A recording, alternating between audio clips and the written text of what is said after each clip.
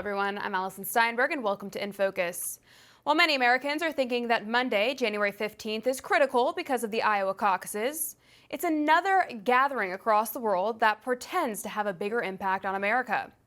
Monday kicks off the World Economic Forum annual meeting in Davos, Switzerland, in which leaders from around the world will come together to fine-tune their plans to implement their New World Order, One World Government agenda.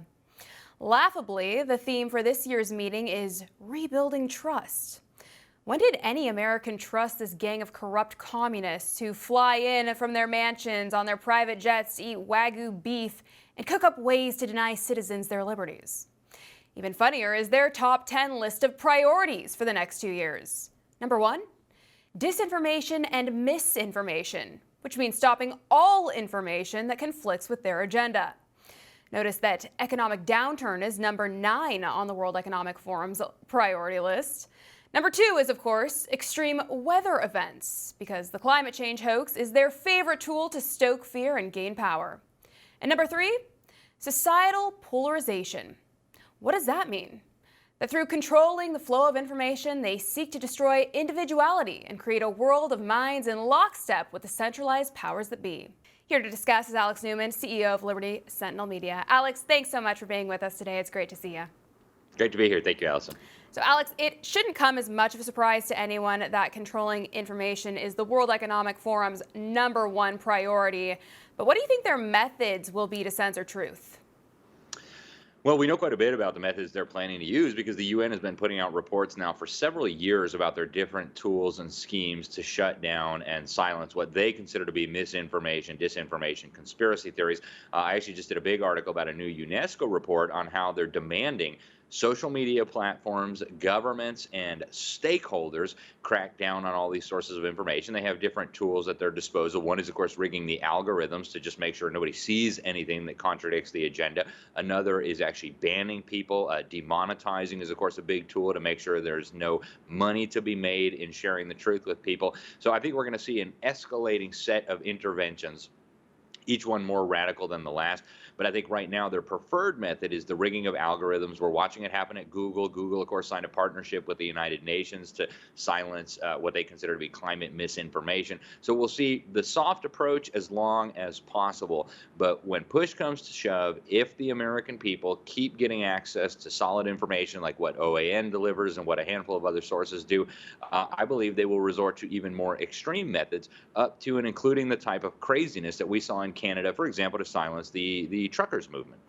Yeah, I mean, I would not be surprised, Alex. We've seen what they've been successful in doing in the past. They're actively working on implementing the same thing continually, so it really shouldn't come as a shock to anyone, which is why it's so important for us to be talking about it and resisting this. But another issue that I have that I feel is inevitably coming is another method of control they have, that of course being plandemics, right? And they're reportedly now working on a new one because the World Economic Forum and the WHO are now warning of an unknown pathogen that could cause a global pandemic. But this time it's going to be 20 times as deadly as COVID-19, so they say. Now they're calling this disease X or pathogen X. But Alex, if it's unknown, then how exactly do they know it's going to be 20 times as deadly as COVID? It's a very good question, Alison. I think somebody ought to make a phone call over to the WEF laboratory. And there are these labs all over the world where they've been doing what they call gain of function research. They're weaponizing viruses that exist in nature to make them more contagious, more deadly.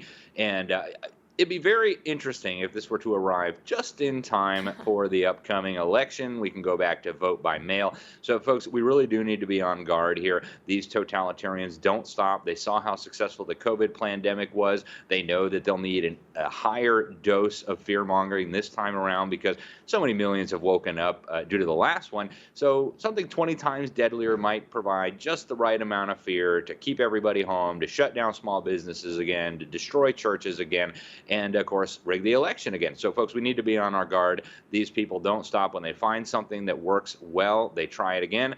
And be ready, because it may be coming soon. Yes, be ready, be prepared. I wouldn't be shocked if this were coming any day now, seeing as the election is just right around the corner. You know, they will stop at nothing really to implement their schemes. In fact, Alex, you have a new piece out called The Unstoppable Climate Transformation, in which you write that the transformation is unstoppable was on giant billboards at COP28. And that the goal is clear, right? Transformation toward technocracy and away from liberty, sovereignty, and self-government. Can you expand on that more, Alex? Yeah, that was one of the big takeaways for me from the climate summit. I was over in Dubai, the United Arab Emirates, for the COP28, and they realized that people are not buying into this. It goes right back to the misinformation thing, right? Al Gore was up on stage whining about how we need to ban Al Gore rhythms, which I thought was really funny coming from Al Gore. But the reason they want to ban Al Gore rhythms is because people are getting the truth. People aren't buying it anymore. They've seen the polling data that you and I have seen. AP North put out a poll some months ago showing that most Americans don't even believe the climate hoax. They don't believe that human activities are causing climate change. Even the ones who do believe it aren't willing to pay a single extra dollar on their monthly electricity bill to solve this alleged crisis. So what are they going to do? They're going to use psychological operations, is the military term. They want you to believe that resistance is futile. So all over this giant compound, you had these huge billboards. We took a lot of pictures of them. They said the transformation is unstoppable. You had John Kerry up on stage with some reporter for Bloomberg saying nothing can stop this transformation. I actually confronted 7 out of 7 of the U.S. senators who came there. They had a press conference, and I was able to ask them a question, and I pointed out, hey, the polling data shows Americans don't believe you. Donald Trump is very likely going to be the next president of the United States. How are you here promising all this money? How are you here making all these commitments? How can that be credible when people don't believe you, and the next president, or the next likely president, is going to shut all this down? And Senator Chris Coons is the one who took the answer, and he said in very clear terms, yeah, we're not really looking forward to that. Yeah, Donald Trump would be problematic, but don't worry, we're going to make progress regardless. And then he pointed to the Inflation Reduction Act, right? We put billions of dollars into this. You can't stop us. That's what they want you to think. Resistance is futile. That means we must resist even harder. Absolutely. Amen to that, Alex. Well said. It's just amazing because this is all just happening every day. We go through our lives, and next thing you know, like, we are under full-blown lockdown tyranny. And even from those that you would least expect, right? Since we're talking about the upcoming presidential election, Republican primary candidate, Florida Governor Ron DeSantis, campaigns as the anti-woke candidate, but his state was actually the first to implement a digital driver's license app that also included banking and more. I mean, doesn't this just feed the monster, Alex? It certainly does, and we've seen this across the board, even with allegedly conservative Republicans. They are getting on board with these agendas, and not always necessarily consciously, right? As those senators bragged when I asked them at this climate conference how they were going to make all these promises. What they're doing is they're using federal funding to get the states to do their bidding. And this is true even in the most conservative Republican states. You have, for example, about 10% of the quote-unquote education funding coming from the federal government, and that means almost 100% of the education policies are decided by the federal government. So we actually need a new vision among Republicans, especially in political office. They need to understand that just going along to get along, just repeating the talking points that the base wants to hear is not going to be enough anymore. We actually need them to stand up and walk the walk as well. And, DeSantis did some very good things during his term as governor, especially during coronavirus. But we have so many examples like this. It's not just the digital IDs, so many just unbelievable errors of judgment, if you want to call them that, or worse. And again, it's true of Republicans across the board, all 50 states, all in Congress. And I think it's time for Republican voters, especially Republican primary voters, to really start demanding changes from the candidates. We absolutely need change, and we need it fast. We need some better, more strong leadership, Alex. It's sad to see how weak some of our so-called leaders have been, especially on this next issue, which I think is probably the most important that we are all facing upcoming here, and that is the Plandemic Treaty to hand over our sovereignty to the UN and the WHO under the guise of healthcare. I mean, this hasn't gone away. It's just been temporarily tabled. Can you please explain to us, Alex, why we cannot take our eyes off of this monumentally important issue? Well, they have been very clear about the importance that healthcare plays in this global plan, right? Once they have your healthcare, they have you. They know one thing that everybody has in common is that at some point our lives are going to intersect with the healthcare system.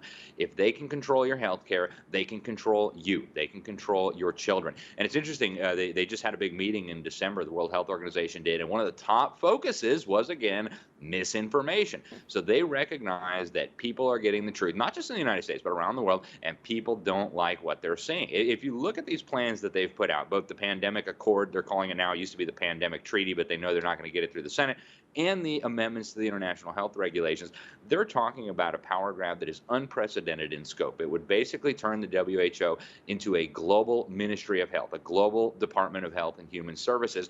And they're saying everything is a public health crisis. So climate change, racism, gun violence, these are all global public health crises. And we know from COVID that with a public health crisis comes total totalitarian control of the population. So as Vladimir Lenin is reported to have said, control of healthcare will be the keystone of socialism. Same thing. The control of global healthcare will be the keystone of global tyranny. We must pay attention to this. There are some good proposals right now in Congress and the House to defund this horror show, but they're not going to stand firm unless the American people put the pressure on. And you're right, this is one of the most important issues we're facing, Alison. Yeah, we have to put the pressure on because even the World Economic Forum outlines in their own documents that this is the plan for the future. So I like to call it the three-legged stool of tyranny. The World Economic Forum, the UN, and the WHO all working in lockstep to push forward this insane, satanic, tyrannical just agenda upon us all that we will not be able to avoid unless we act now before it is too late. Alex Newman, thank you so much for breaking that all down for us. I really appreciate your time and insight. Thank you, Alison. Take care. For all our viewers asking where One America News is heading in the future, we would like to introduce you to OAN Live. OAN Live is the best way to stay up to date on all of the hard-hitting, straight-shooting, national and international headlines. And the best part is, OAN Live is only $4.99 per month. All the credible, honest, unbiased reporting One America News offers at a fraction of the cost of cable. Just go to OANN.com to easily sign up for OAN Live and stay informed.